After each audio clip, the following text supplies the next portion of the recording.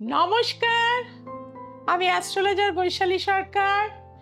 সারাটা সপ্তাহের রাশিফল নিয়ে আপনাদের সাথে আজকে আলোচনা করব। 21শে এপ্রিল থেকে 27শে এপ্রিল সারাটা সপ্তাহ আপনাদের কেমন যাবে সেটাই কিন্তু আজকে আলোচ্য বিষয়।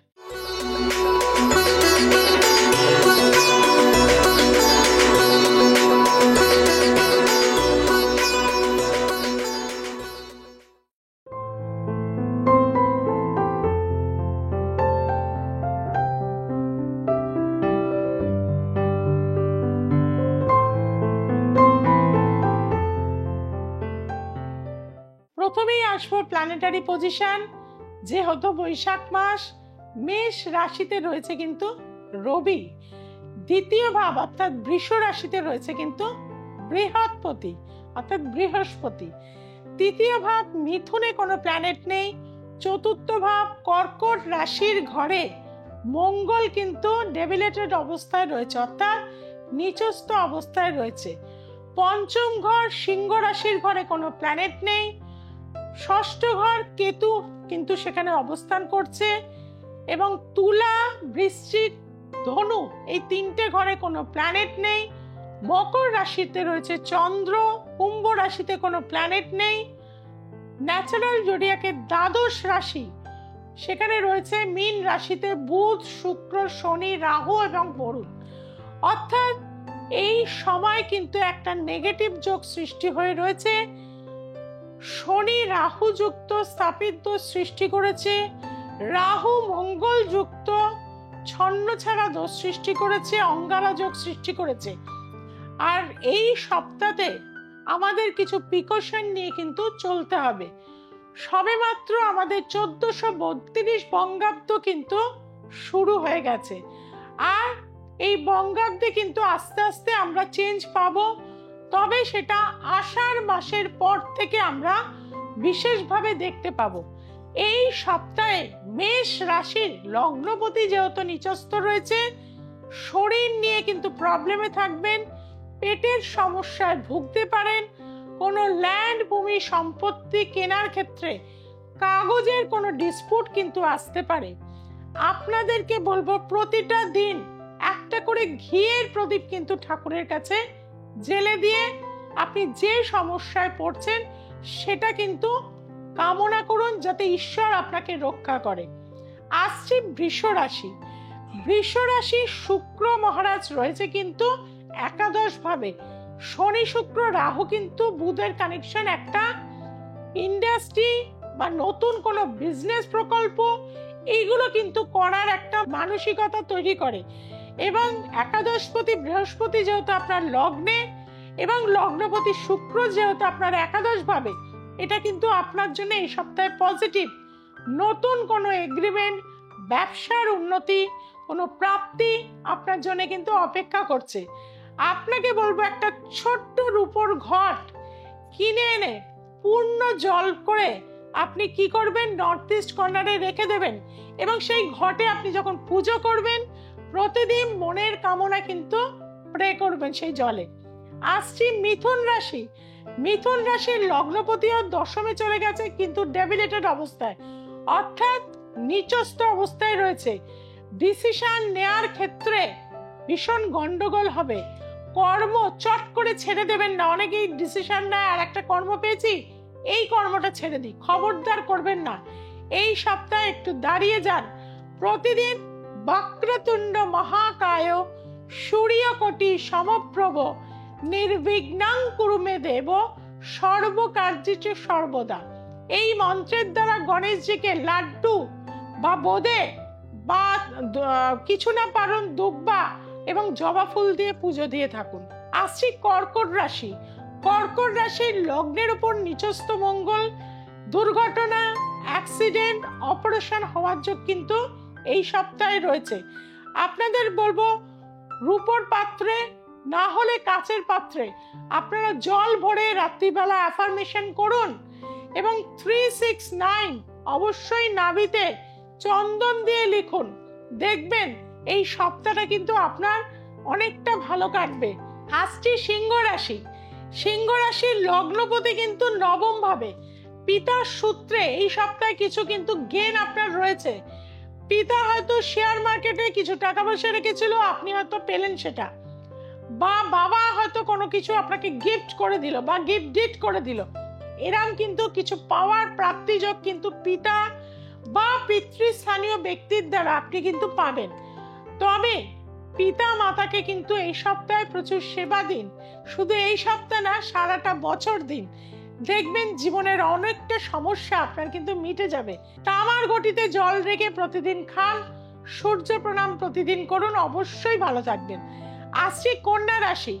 কন্যা রাশির কিন্তু পেটের সমস্যায় ভুগবেন, নার্ভের সমস্যায় ভুগবেন, অ্যাংজাইটি টেনশন হবে এবং ব্যবসার মাধ্যমে এই সপ্তাহে কিছু টাকা পয়সা আপনার লোকসান হয়ে যাবে বা মেরে দেবে।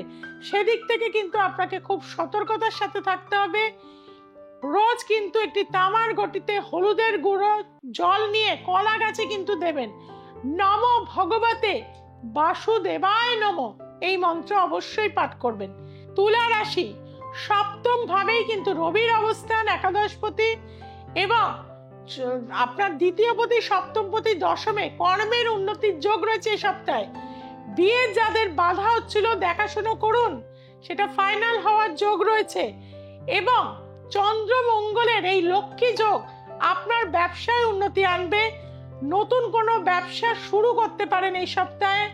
এবং আপনাদের বলবো অবশ্যই সাদা পায়রা, সাদা গরু অবশ্যই কিন্তু এই সপ্তাহে আপনারা খাবার দেবেন, সেটা কিন্তু আপনাদের জন্য মঙ্গলদায়ক হয়ে থাকবে। আসছে বৃশ্চিক রাশি।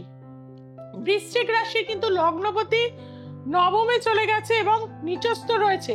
শরীরের খেয়াল রাখতে হবে। আপনাদের বুকের যন্ত্রণা, চেস্টের প্রবলেম, হার্টের প্রবলেম কিন্তু আসতে পারে।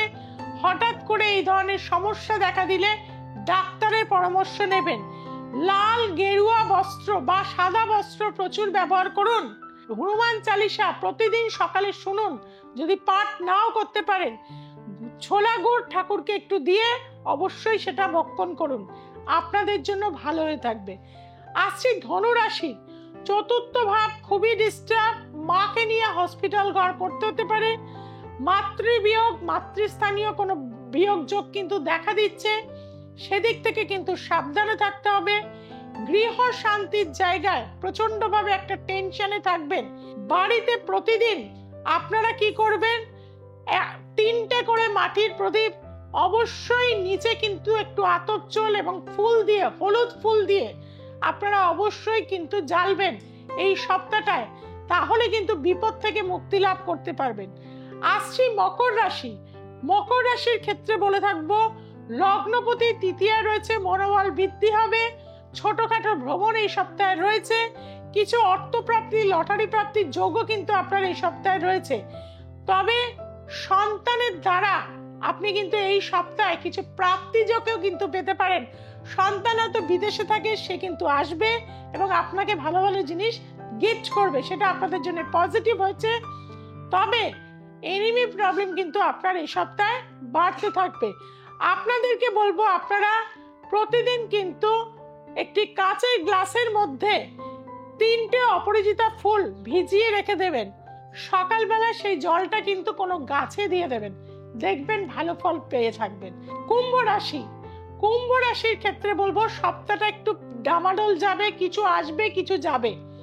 আর কথা আপনাকে কিন্তু মেপে বলতে হবে, যতটুকু না হলে নয়, সেটা ওয়াইফের সাথে বা হাজবেন্ডের সাথে, বসের সাথে এবং পরিবারের অন্যান্যদের সাথে বা পাড়া প্রতিবেশীর সাথে, যতটুকু দরকার ততটুকুই। মাথা গরম করে ঝগড়া অশান্তির মধ্যে যাবেন না। গীতা পাঠ করবেন প্রতিদিন 1 অধ্যায় করে, দেখবেন অনেকটা কিন্তু ভালো থাকবেন। এবং প্রতিদিন একটি গাঁদা ফুলের মালা, কিছু না গাঁদা ফুল একটাও যদি কিনে আনেন, কুচিয়ে নেবেন, নিয়ে সেটা প্রত্যেকটা ঠাকুরের পায়ে হলুদ গাঁদা ফুলের মালা কিন্তু সারাটা সপ্তাহ দিন, ভীষণ ভালো ফল পাবেন। আসছি মীন রাশি। মীন রাশির ক্ষেত্রে শরীর নিয়ে ভোগান্তি, হসপিটাল ঘর, অস্ত্রোপচার, দুর্ঘটনা, অ্যাক্সিডেন্ট, মানসিক বিকার ভীষণ বাড়বে। নেশা থেকে এই সপ্তাহে দূরে থাকুন। নানান রকম সমস্যা, জটিলতা এই সপ্তাহে বৃদ্ধি হবে।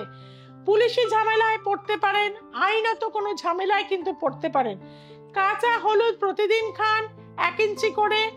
মা তারার মন্ত্র জপ করুন, হলুদ বস্ত্র পরে থাকুন, অবশ্যই ভালো থাকবেন। আরো আপনাদের ভালো থাকতে হবে, তার দায়িত্ব কিন্তু আমার। যারা খুব কষ্টে রয়েছেন, সমস্যায় রয়েছেন, তাদেরকে বলবো একবার আমার কাছে চলে আসুন। আপনাদের জন্য আমি বিভিন্ন চেম্বার করে থাকি। রাজারহাটে আমার চেম্বার রয়েছে, ইকো পার্কের অপোজিটে। তাছাড়াও বেহালাতে প্রতি সপ্তাহে রয়েছে, হাতিবাগানে রয়েছে, ব্যারাকপুরে রয়েছে, হাওড়াতে রয়েছে, গড়িয়াহাটে রয়েছে।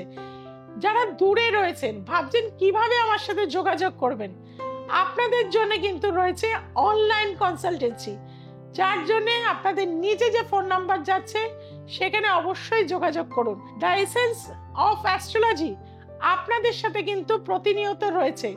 সোমবার, মঙ্গলবার, শুক্রবার এবং রবিবার রাত্রি 9টায় দেখতে কিন্তু ভুলবেন না। যে জিনিসটা আপনারা ভুল করে যাচ্ছেন, ভাবছেন চ্যানেলটিকে সাবস্ক্রাইব করলে আমার অ্যাকাউন্ট থেকে টাকা কেটে নেবে, একদম না বন্ধুরা। আপনারা নির্দ্বিধায় চ্যানেলটিকে সাবস্ক্রাইব করুন, আপনার চেনা জানা বন্ধু বান্ধবের কাছে ছড়িয়ে দিন এবং যে বেল আইকনটি রয়েছে তাকে প্রেস করে দিন। সবাই খুব ভালো থাকবেন, সবাইকে খুব ভালো রাখবেন। জয় তারা, জয় মা তারা, জয় জয় তারা, হর হর মহাদেব।